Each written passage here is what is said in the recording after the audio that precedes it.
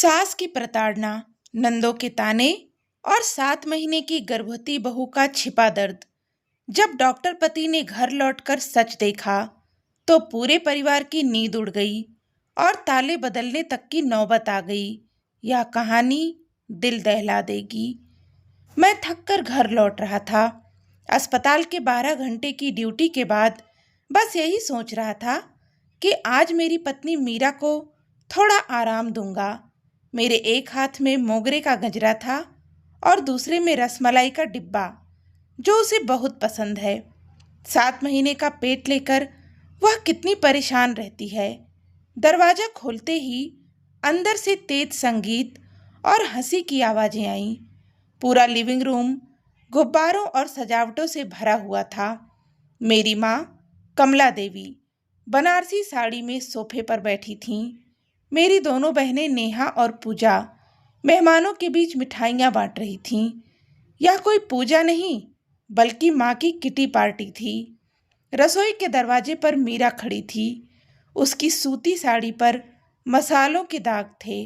चेहरा पसीने से तर और पैरों में सूजन थी, जिससे वह सही से खड़ी भी नहीं हो पा रही थी।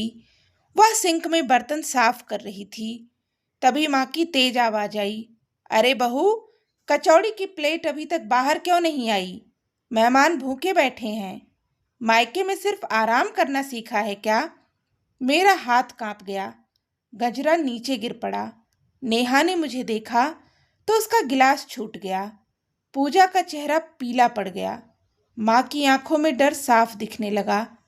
अरविंद बेटा, तुम इतनी जल्दी? माँ की आवाज लड़खड़ाई। मैंने कुछ नहीं कहा, सीधे रसोई की तरफ बढ़ा। मीरा ने घबराकर हाथ पीछे छुपाने की कोशिश की, लेकिन मैं डॉक्टर हूँ। उसकी हथेलियों पर लाल निशान और छिली त्वचा देखते ही मेरा खून खौल गया।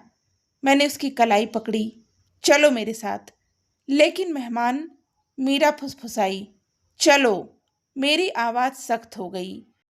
मैं उसे बेडरूम ले गया, बिस्तर पर बिठाया, मेडिकल किट निकाली और उसके हाथों पर दवा लगाने लगा।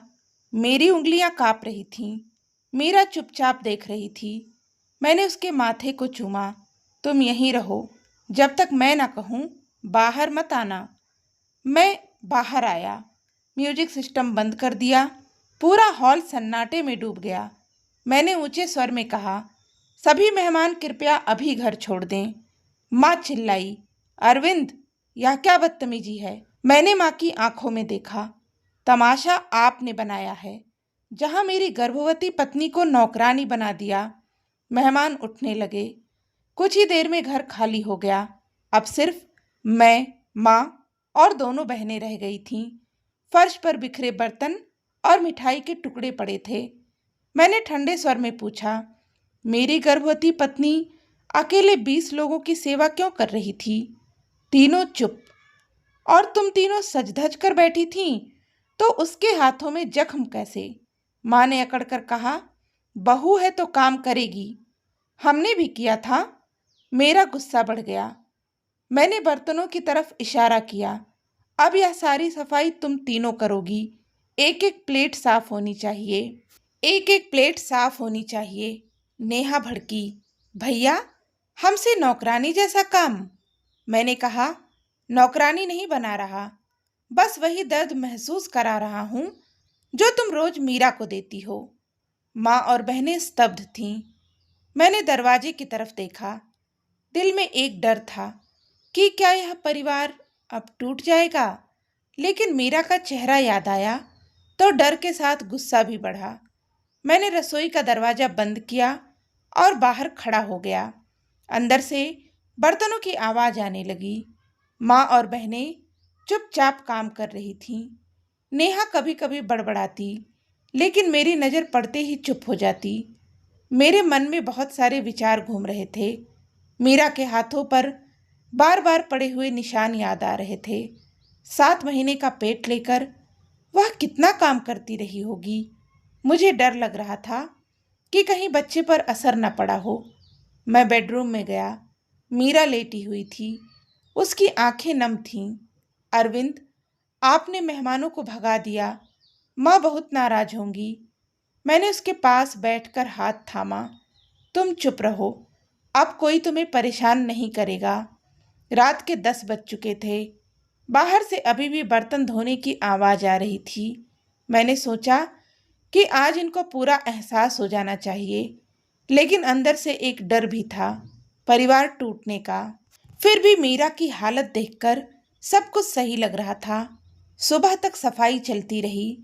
मैंने रात भर जाग कर मीरा का ख्याल रखा। डॉक्टर होने के नाते मैं जानता था कि उसे आराम और सही खाना चाहिए। सुबह माँ कमरे में आई, चेहरा थका हुआ था। बेटा, अब तो माफ कर दो, हम गलती कर बैठे।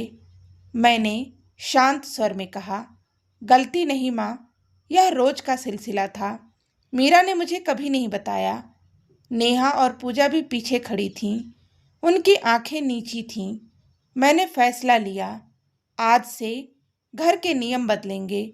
मीरा कोई नौकरानी नहीं है, सब काम बराबर बांट कर होंगे। माँ ने सिर हिलाया, लेकिन उनकी आंखों में नाराजगी थी। दिन बीतते गए, मीरा को आराम मिलने लगा। मैं ड्यूटी से जल्दी आने लगा। लेकिन एक दिन अस्पताल से फ़ोन आया। मीरा का चेकअप था। रिपोर्ट में कुछ गड़बड़ दिखी। मैं घबरा गया। घर लौटकर मैंने मीरा से पूछा। वह रो पड़ी। मुझे डर लगता था। माँ कहती थी कि डॉक्टर के पास मत जाना, वरना लोग क्या कहेंगे। मेरा दिल बैठ गया। मैंने तुरंत अस्पताल ले जाकर पूरी जांच कराई। रिपोर्ट आई तो सच सामने आया। मीरा की हालत ठीक थी, लेकिन तनाव की वजह से बच्चे पर असर पड़ रहा था।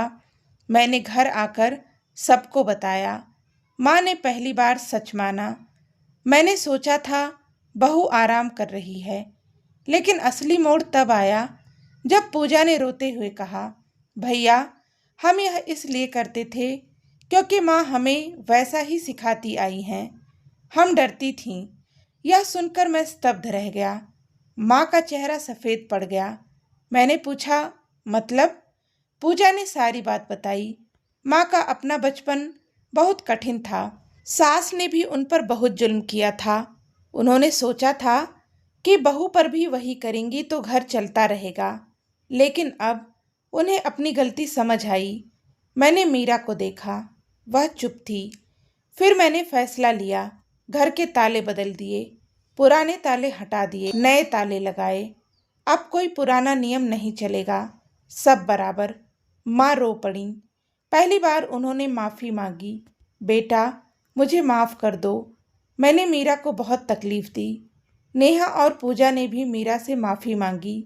मीरा ने कहा, अब सब ठीक हो जाएगा। लेकिन सबसे बड़ा झटका मुझे तब लगा जब मीरा ने अस्पताल रिपोर्ट का पूरा सच बताया। रिपोर्ट में लिखा था कि शुरुआती महीनों में तनाव की वजह से कुछ जटिलता थी, लेकिन अब सब ठीक है। पूरे घर में खुशी छा गई। माँ ने खुद मीरा के पैर छुए। बहू, अब तुम आराम करो, सारा काम हम देख लेंगे। मैंने देखा कि परिवार बदल रहा है। ताले सिर्फ दरवाजे के नहीं बदले थे, बल्कि दिलों के भी। कुछ महीने बाद जब बेटा पैदा हुआ तो घर में सच्ची खुशी आई। माँ और बहनें अब मीरा की मदद करती। कोई ताने नहीं, कोई काम का बोझ नहीं। मैं सोचता हूँ कि एक सही कदम से कितना कुछ बदल सकता है। डर था परिवार टूट जाएगा, लेकिन वह और मजबूत हो गया। मीरा अब हंसती है, बच्चा खेलता है, और मैं जानता हूँ कि घर अब सही मायने में घर बन गया है।